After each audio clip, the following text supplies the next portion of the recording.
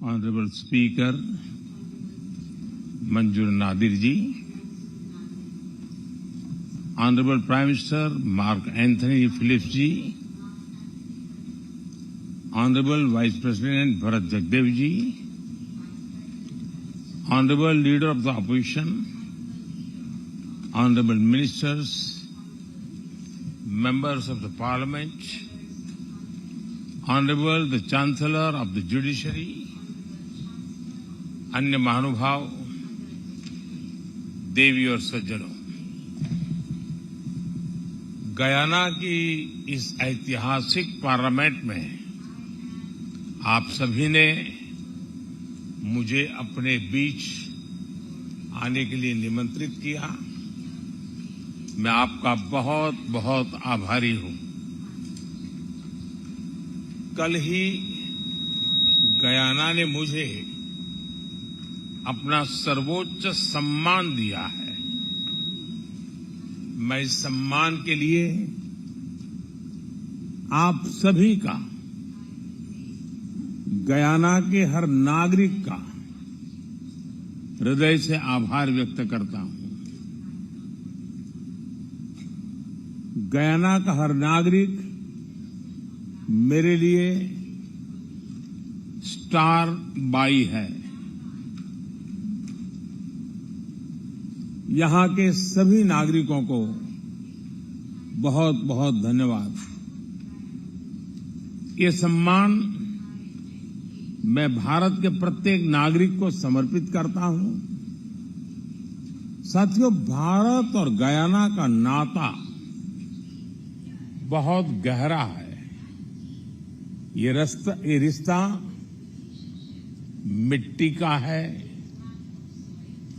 पसीने का है, परिश्रम का है। करीब 180 साल पहले किसी भारतीय का पहली बार गयाना की धरती पर कदम पड़ा था। उसके बाद दुख में, सुख में, कोई भी परिस्थिति हो, भारत और गयाना का रिश्ता आत्मीयता से भरा रहा है। इंडिया अराइवल मॉन्यूमेंट इसी आत्मीय जुड़ाव का प्रतीक है। अब से कुछ देर बाद मैं वहां भी जाने वाला हूं। साथियों, आज मैं भारत के प्रधानमंत्री के रूप में आपके बीच हूं, लेकिन 24 साल पहले एक जिज्ञासु के रूप में मुझे इस खूबसूरत देश में आने का अवसर मिला था। आमतौर पर लोग ऐसे देशों में जाना पसंद करते हैं जहां तामझाम हो, चकाचौंध हो, लेकिन मुझे गयाना की विरासत को, यहां के इतिहास को जानना था, समझना था। आज भी गयाना में कई लोग मिल जाएंगे जिन्हें मुझसे हुई मुलाकातें याद होगी। मेरी तब की यात्रा,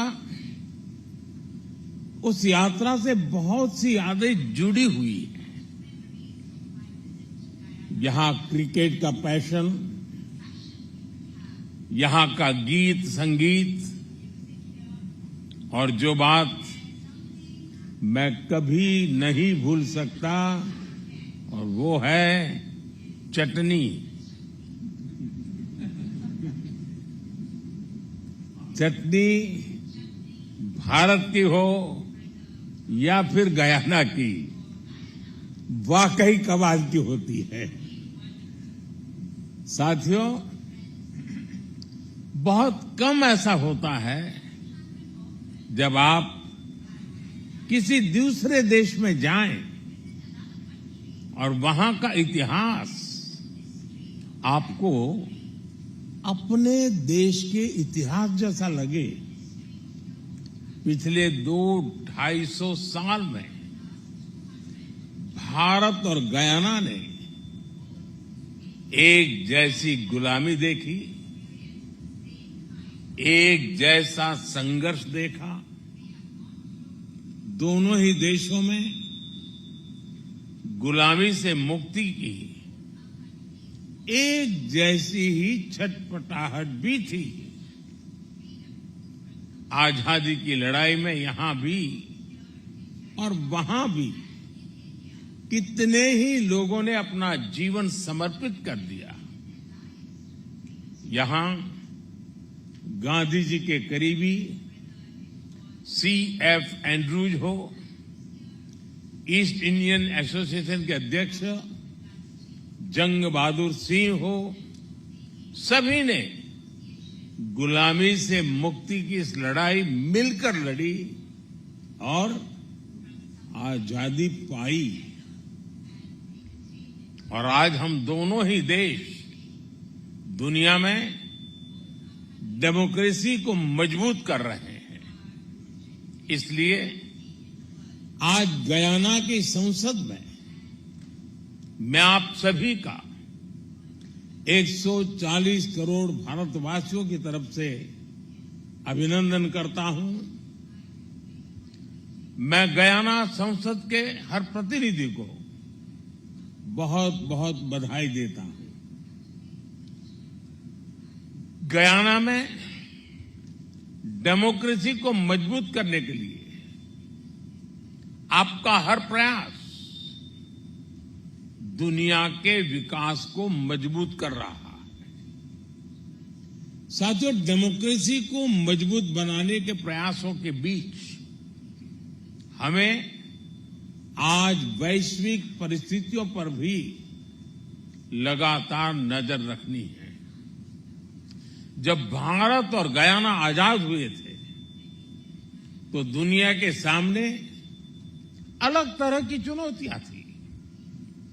आज 21वीं सदी की दुनिया के सामने जो चुनौतियां हैं वो पूरी तरह अलग है। दूसरे विश्व युद्ध के बाद बनी व्यवस्थाएं और संस्थाएं ध्वस्त हो रही हैं। कोरोना के बाद जहां एक नए वर्ल्ड ऑर्डर की तरफ बढ़ना था, दुनिया दूसरी ही चीजों में उलझ गई। इन परिस्थितियों में आज विश्व के सामने आगे बढ़ने का सबसे मजबूत मंत्र है democracy first, humanity first. Democracy first की भावना हमें सिखाती है कि सबको साथ लेकर चलो, सबको साथ लेकर सबके विकास में सहभागी बनो। ह्यूमैनिटी फर्स्ट की भावना हमारे निर्णयों की दिशा तय करती है। जब ह्यूमैनिटी फर्स्ट को अपने निर्णयों का आधार बनाते हैं तो नतीजे भी मानवता का हित करने वाले ही होते हैं। साथियों, हमारी डेमोक्रेटिक वैल्यूज इतनी मजबूत है कि विकास के रास्ते पर चलते हुए हर उतार चढ़ाव में हमारा संबल बनती है। एक इंक्लूसिव सोसाइटी के निर्माण में डेमोक्रेसी से बड़ा कोई माध्यम नहीं है। नागरिकों का कोई भी मत पंथ हो, उसका कोई भी बैकग्राउंड हो, डेमोक्रेसी हर नागरिक को उसके अधिकारों की रक्षा की, उसके उज्जवल भविष्य की गारंटी देती है। और हम दोनों देशों ने मिलकर दिखाया है कि डेमोक्रेसी सिर्फ एक कानून नहीं है, सिर्फ एक व्यवस्था नहीं है।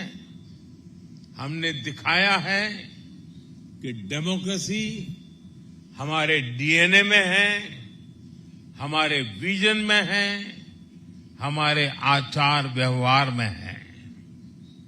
साथियों, हमारी ह्यूमन सेंट्रिक अप्रोच हमें सिखाती है कि हर देश के नागरिक उतने ही अहम है।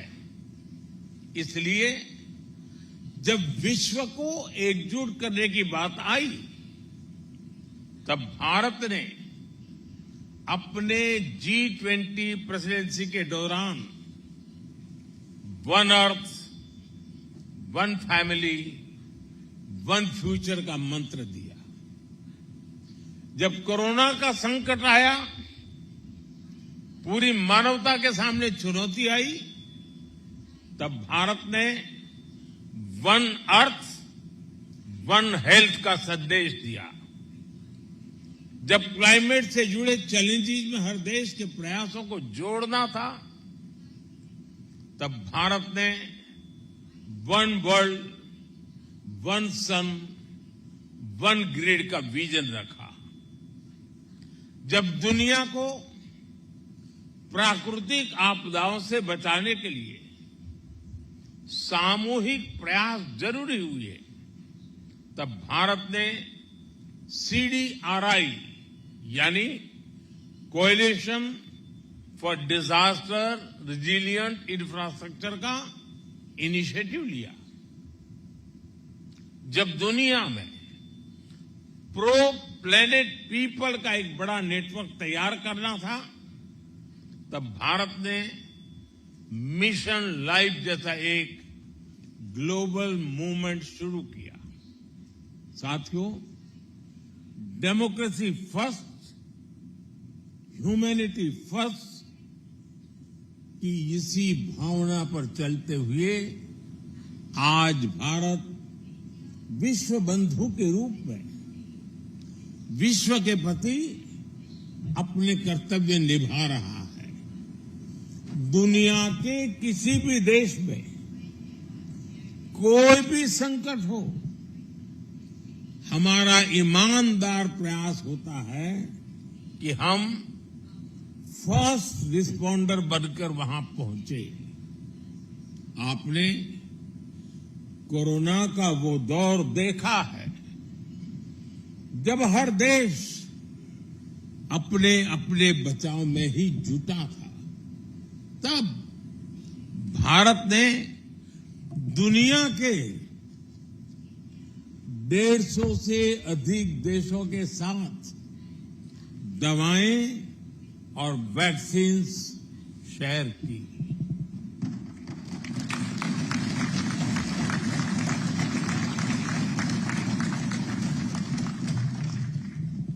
मुझे संतोष है कि भारत उस मुश्किल दौर में गयाना की जनता को भी मदद पहुंचा सका। दुनिया में जहां जहां युद्ध की स्थिति आई, भारत राहत और बचाव के लिए आगे आया। श्रीलंका हो, मालदीव हो, जिन भी देशों में संकट आया, भारत ने आगे बढ़कर बिना स्वार्थ के मदद की। नेपाल से लेकर तुर्की और सीरिया तक जहां जहां भूकंप आए, भारत सबसे पहले पहुंचा है। यही तो हमारे संस्कार है। हम कभी भी स्वार्थ के साथ आगे नहीं बढ़े। हम कभी भी विस्तारवाद की भावना से आगे नहीं बढ़े। हम रिसोर्सेज पर कब्जे की, रिसोर्सेज को हड़पने की भावना से हमेशा हमेशा दूर रहे हैं। मैं मानता हूं स्पेस हो, सी हो, ये यूनिवर्सल कॉन्फ्लिक्ट के नहीं बल्कि यूनिवर्सल कोऑपरेशन के विषय होने चाहिए। दुनिया के लिए भी ये समय कॉन्फ्लिक्ट का नहीं है। ये समय कॉन्फ्लिक्ट पैदा करने वाली कंडीशंस को पहचानने और उनको दूर करने का है। आज टेररिज्म, ड्रग्स, साइबर क्राइम ऐसी कितनी ही चुनौतियां हैं जिनसे मुकाबला करके ही हम अपनी आने वाली पीढ़ियों का भविष्य संवार पाएंगे। और ये तभी संभव है जब हम डेमोक्रेसी फर्स्ट, ह्यूमैनिटी फर्स्ट को सेंटर स्टेज देंगे। साथियों, भारत ने हमेशा प्रिंसिपल्स के आधार पर, ट्रस्ट और ट्रांसपेरेंसी के आधार पर ही अपनी बात की है। एक भी देश, एक भी रीजन पीछे रह गया तो हमारे ग्लोबल गोल्स कभी हासिल नहीं हो पाएंगे। तभी भारत कहता है एवरी नेशन मैटर्स। मैं फिर दोहराऊंगा, एवरी नेशन मैटर्स। इसलिए भारत आइलैंड नेशंस को स्मॉल आइलैंड नेशन नहीं बल्कि लार्ज ओशन कंट्रीज मानता है।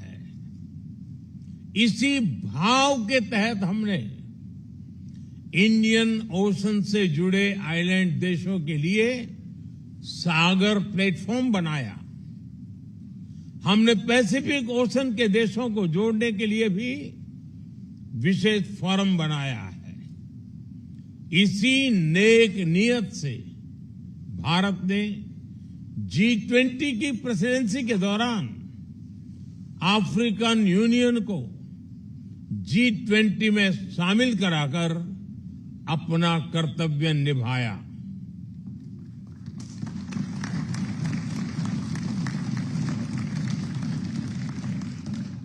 साथियों, आज भारत हर तरह से वैश्विक विकास के पक्ष में खड़ा है, शांति के पक्ष में खड़ा है। इसी भावना के साथ आज भारत ग्लोबल साउथ की भी आवाज बना है। भारत का मत है कि ग्लोबल साउथ ने अतीत में बहुत कुछ भुगता है।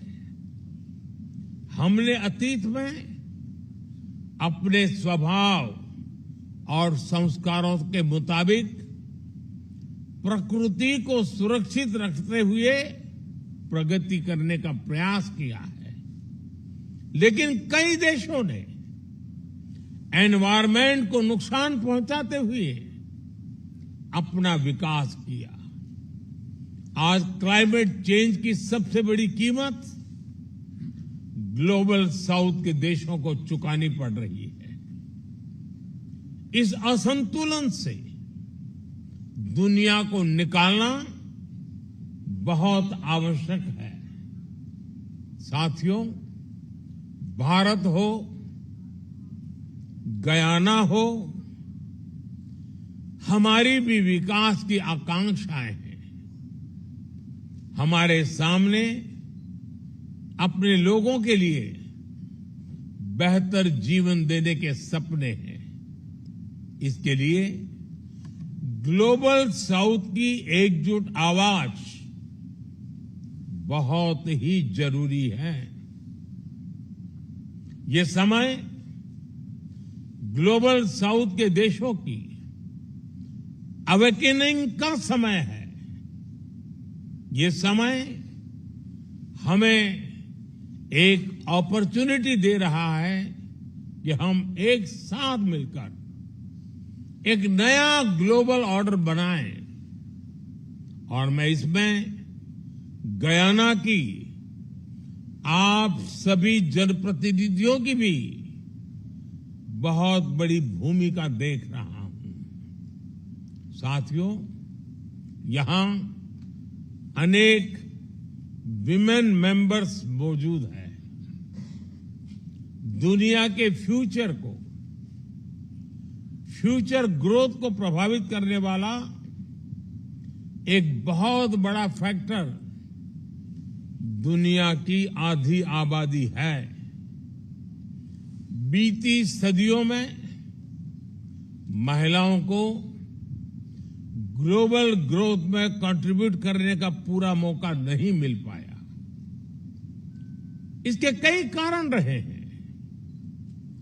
ये किसी एक देश की नहीं, सिर्फ ग्लोबल साउथ की नहीं, बल्कि ये पूरी दुनिया की कहानी है।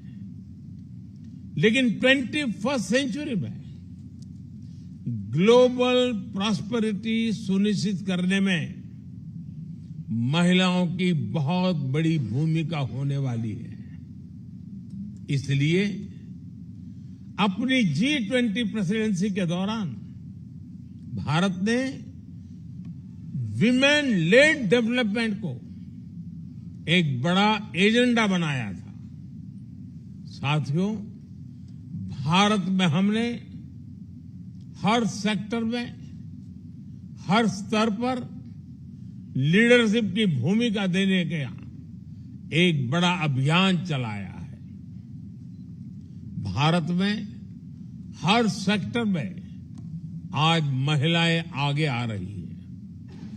पूरी दुनिया में जितने पायलट्स हैं, उनमें से सिर्फ 5% महिलाएं हैं, जबकि भारत में जितने पायलट्स हैं, उनमें से 15% महिलाएं हैं।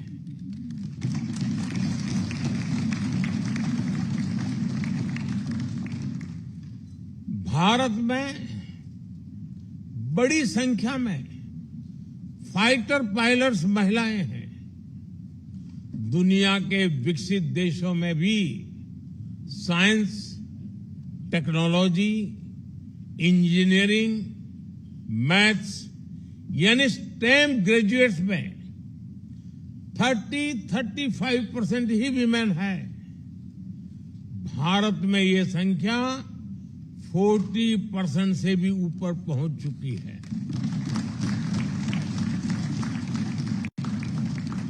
आज भारत के बड़े बड़े स्पेस मिशन की कमान महिला वैज्ञानिक संभाल रही है। आपको ये जानकर भी खुशी होगी कि भारत ने अपनी पार्लियामेंट में महिलाओं को रिजर्वेशन देने का भी कानून पास किया है।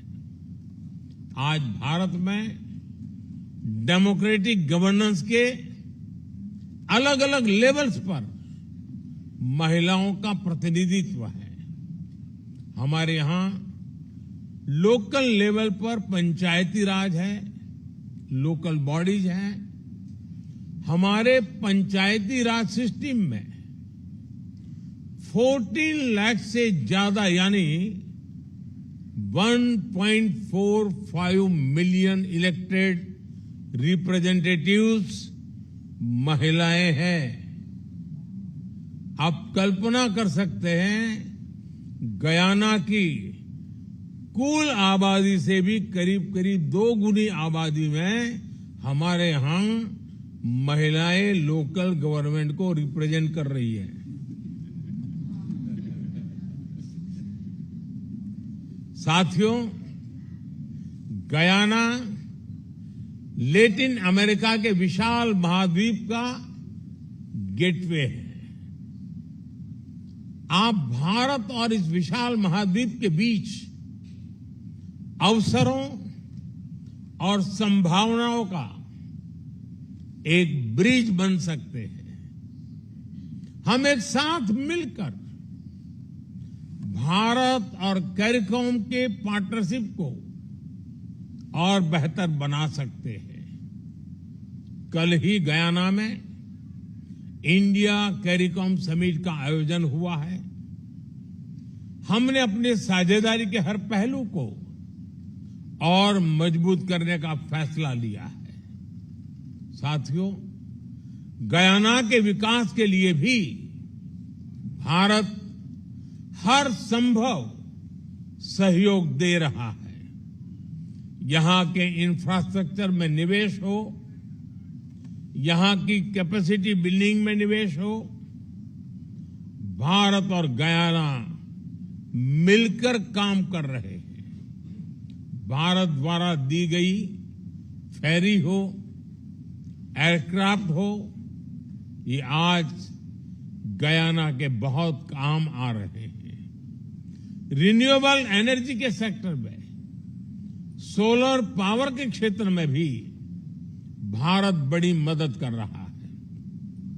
आपने T20 क्रिकेट वर्ल्ड कप का शानदार आयोजन किया है। भारत को खुशी है कि स्टेडियम के निर्माण में हम भी सहयोग दे पाए। साथियों, डेवलपमेंट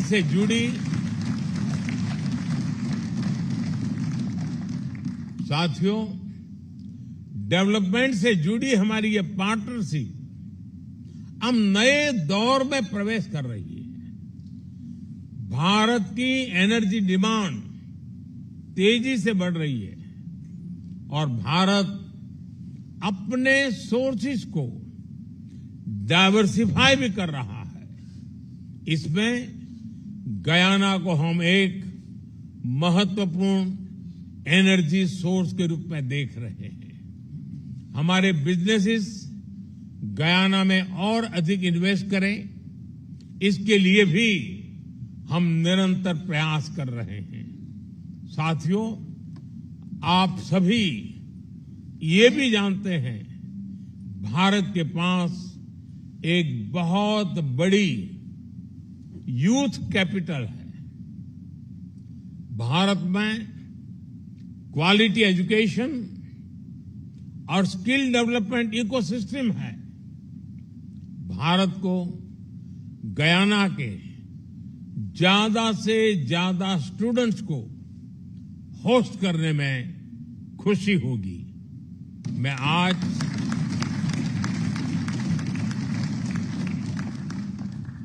गयाना की संसद के माध्यम से गयाना के युवाओं को भारतीय इनोवेटर्स और वैज्ञानिकों के साथ मिलकर काम करने के लिए भी आमंत्रित करता हूं।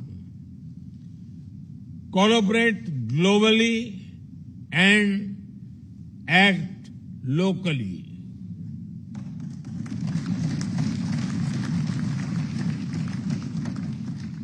हम अपने युवाओं को इसके लिए इंस्पायर कर सकते हैं। हम क्रिएटिव कोलैबोरेशन के जरिए ग्लोबल चैलेंजेस के सॉल्यूशन ढूंढ सकते हैं। साथियों, गयाना के महान सपूत श्री छेदी जगन ने कहा था कि हमें अतीत से सबक लेते हुए अपना वर्तमान सुधारना होगा और भविष्य की मजबूत नींव तैयार करनी होगी। हम दोनों देशों का साझा अतीत, हमारे सबक, हमारा वर्तमान हमें जरूर उज्जवल भविष्य की तरफ ले जाएंगे। इन्हीं शब्दों के साथ आप सबके बीच आने का सौभाग्य मिला। इसके लिए मैं आप सबका आभार व्यक्त करते हुए अपनी बात समाप्त करता हूं। मैं आप सभी को भारत आने के लिए भी निमंत्रित करूंगा। मुझे गयाना के ज्यादा से ज्यादा जनप्रतिनिधियों का भारत में स्वागत करते हुए खुशी होगी। मैं एक बार फिर गयाना की संसद का, आप सभी जनप्रतिनिधियों का बहुत बहुत आभार व्यक्त करता हूं। बहुत बहुत धन्यवाद।